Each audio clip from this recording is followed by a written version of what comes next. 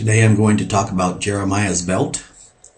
In the Ezekiel Saw the Wheels video, I said that the truth was removed from the scattered nations of Israel and hidden from them. It was hidden from them unless they would return to our Creator when He revealed it to them, to call them back to Him. He has called many back to Him to build His temple, but only a few kept coming to His call and received His truth. The rest remained in captivity because they would not keep coming to the truth that would have set them free as He revealed it. The prophecy of Jeremiah's belt is a prophecy that Israel would decay, and why they would decay. In Jeremiah 13, we read verse 1, "Thus saith Yahweh to me, Go and procure a linen belt, and put it upon your loins, and do not put it in the water. So I procured a belt according to the word of Yahweh, and put it on my loins. And the word of Yahweh came to me the second time, saying, Take the belt that you have procured, and which is upon your loins, and arise and go to Euphrates, and hide it there in a hole of a rock." And marveling at how all of this is unfolding, He is revealing why He instructed Jeremiah to do this. When He clothed me in white linen, He had me procure a belt as well. He told me to make it out of blue, purple, and scarlet linen. The priests were to wear such belts as well, and there were also other weavings of blue, purple, and scarlet in the making of the curtains and such in the tabernacle. Everything has symbolism. The blue is to remind us of His commandments. The purple is to point us to His righteousness or His very character. And the scarlet is to point us to the blood which represents the death penalty for going our own way, and Yeshua's blood that would be shed on our behalf if we would return to Him. The three are woven together as symbolism of His plan to bring us into His family. His plan involves more than just the blood, as so many want to believe. It also involves us becoming our Creator's righteousness, and His commandments are given to lead us to this. They are all three woven together, and the three are representative of His Torah, or His path, which is the vehicle that He has given us to program our minds in His image. His Torah, with His statutes, judgments, commandments, and ordinances, and precepts, is a path that is His vehicle to teach us to be as He is. In order for this to happen, we must enter into an agreement or a covenant with Him to become as He is. Signing this contract includes being baptized in water as a symbol of being baptized in Yeshua's blood. I will expand on this in a bit. It is very important to catch that Ezekiel was told not to put the belt in the water, and that it was to be hid in a rock. The symbolism with this belt all ties in with the baptism process that we are to undergo. Going on with the prophecy in verse 5, "So I went and hid it in Euphrates as Yahweh commanded me. And it came to pass after many days that Yahweh said to me, Rise up and go to Euphrates and take the belt from there which I commanded you to hide it. Then I went to Euphrates and opened the rock and took the belt from the place where I had hid it. And behold, the belt was decayed or ruined, and it was not good for anything." This is symbolic that the people of Israel would reject the truth, so it would be hidden from them. The belt represents His truth. Satan understood this. This is why he inspired his boy Saul to speak of the belt of truth in his letter to the Ephesians. Satan loves to mock the truth. Saul mixed in lies with the truth, just as Satan's other servants do. He certainly did not have the belt of truth. Scripture testifies to this. He took people away from the source that would lead them into all truth. In the following verses, Yahweh uses the terminology of the arrogance of Judah. He referenced Judah, referring to the tribe of Judah and Benjamin, who stayed with Judah when the other 10 nations were scattered. He did this because the other tribes were already dispersed when this prophecy was given. But as I will read in verse 11, you will see that He is including all of Israel in this prophecy. It was just that it was being given to Judah at that time. And He also explains why He used the word arrogance. In verse 8, "Then the word of Yahweh came to me, saying, Thus saith Yahweh, After this manner I will decay or bring to ruin the arrogance of Judah and the great arrogance of Jerusalem. This evil people refuse to hear my words and walk in the obstinacy of their hearts and walk after other Elohims to serve them and to worship them. They will be as this belt which is good for nothing." They were arrogant because they refused to hear his words. They lifted themselves up above his words. They had no shame for not hearkening to him, and they had no shame to mix in other versions of him and to worship and lies with his truth. This is a prophecy for all of Israel because they did not hearken to his words either. This is why they were dispersed as well. It is just that the other tribes had already left the truth and been sent into captivity when this prophecy was given. His words are truth, and they lead us to the path of all truth. But they perverted his words, and they made other versions of him to follow after and to serve and to worship, and he hid his truth from them, and they became decayed, were sent to ruin. And this state of decay has continued to this day, except for a small flock that have returned to him, as he's called them. This is a prophecy that also leads up to today, and how all will be destroyed in the coming weeks and months who will not turn to him and hearken to his word that he's restoring and he's sending forth. He ties the rest of Israel into this prophecy in the following verse, verse 11. Because as a belt cleaves to the loins of a man, so was the whole house of Israel and the whole house of Judah to cleave to me, says Yahweh.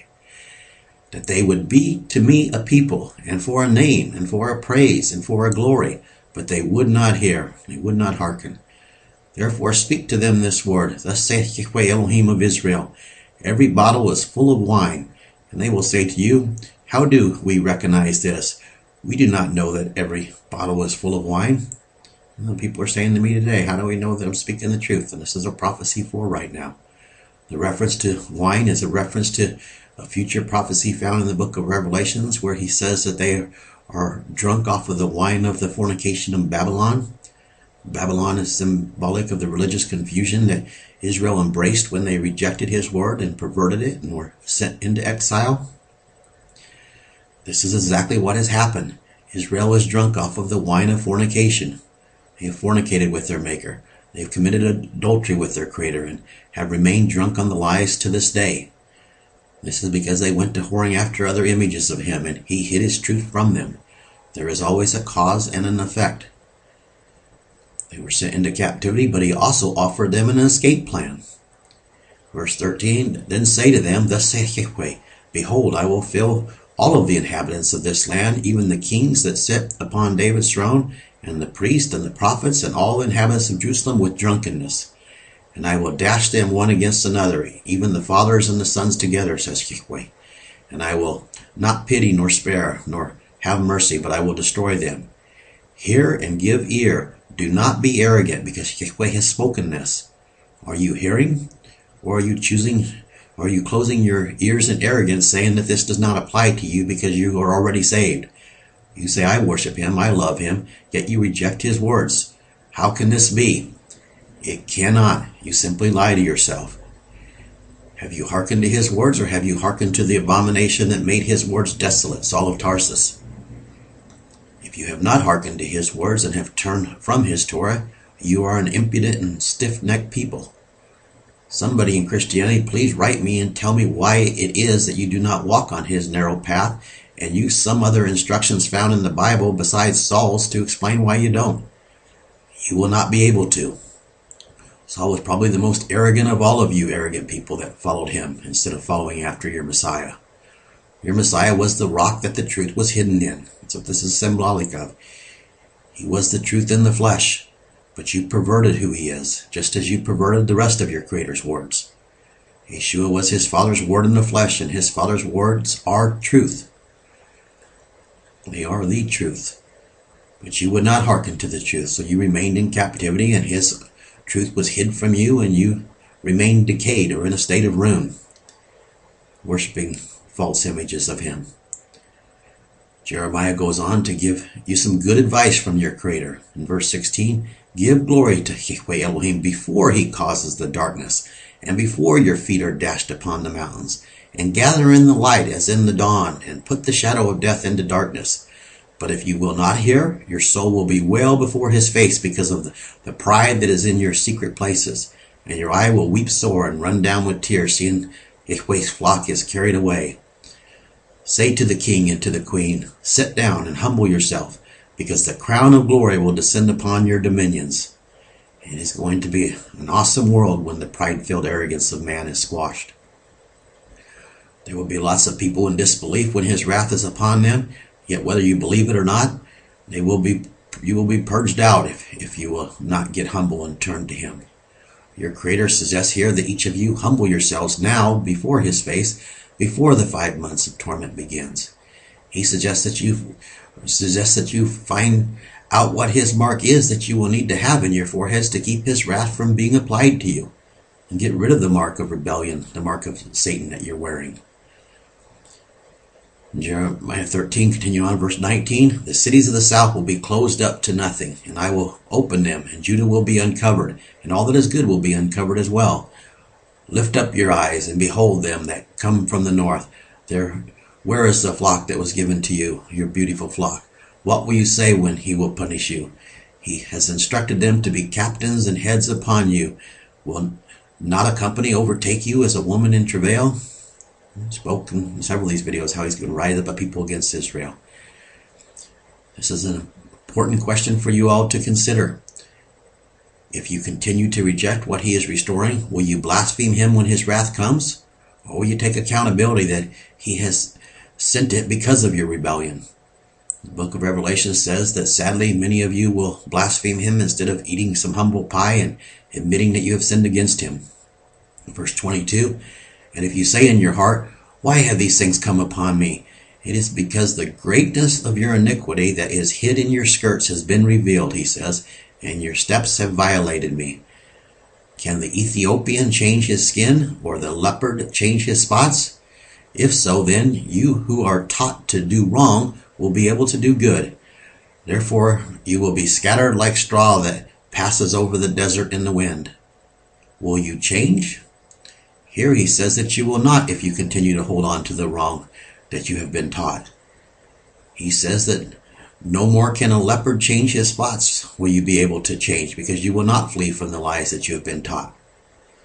Verse 25, this is the division of your lot that you have measured to yourself, says Yahweh, because you have forgotten me, and lies have been your refuge. Therefore I will strip off your skirts before your faces, so that the shame of your nakedness is seen. I have seen your adulteries, your neighings, and your lewdness of your whoredom, and your abominations on the hills and in the fields. Woe to you, O Jerusalem!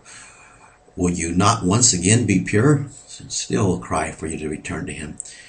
These passages that I have read today paint the entire picture of what has happened to Israel that leads up to his cry to you to turn to him this day, to once again be made pure. Your ancestors went away from his truth, and he scattered them into captivity. His truth was hid in a rock, which is symbolism for our Messiah, yet they rejected him as well. And so have each of you if you have rejected why he shed his blood. If you say, I don't reject why he shed it so that I could be forgiven, so that I could be set free by grace, then you lie to yourself, and my Father's word has no place in you. It is the truth that sets us free, and his word is truth. He shed his blood so that you could be forgiven, so that you could enter back into a contract with his Father to be made in his image. The truth was hid from Israel, and Yeshua's blood offered you a vehicle to have it restored, and through it you would have had your Creator's Torah written in your inward parts. But you would not turn back to him, so his truth remained hidden from you, all except the small flock who kept hungering for his righteousness and did turn to him when he called them. But now the truth is once again being revealed in order to begin to build a new tier in his family. First fruits have already been sealed. I said that the truth was hidden in the rock and what the rock represented, but I did not expand on why Jeremiah was to not put the belt into the water. I said that this all ties in together with the process of baptism and what it represents. The children of Israel passed through the Red Sea as a symbol of being baptized into a covenant or a contract with their Creator to be set apart to be his people. If they continued in this covenant, they would have been made pure by him, by walking with him. After they passed through the Red Sea, Moses sprinkled blood on them as a sign of the covenant. They said to Moses, all that Yahweh has commanded us we will do. And then he sprinkled blood on them. This was a foreshadow of the baptism that John the Baptist brought forward. We must be baptized or submersed under the water in order to enter into the covenant with him. In doing so, we are agreeing to turn from our false ways and from our false beliefs and do whatsoever he instructs us, whatever he has commanded us.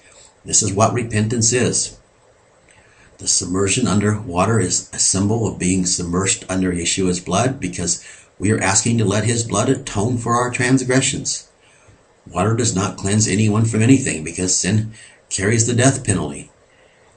If we do not, it carries the death penalty because it's not going to be allowed in his kingdom, in his family.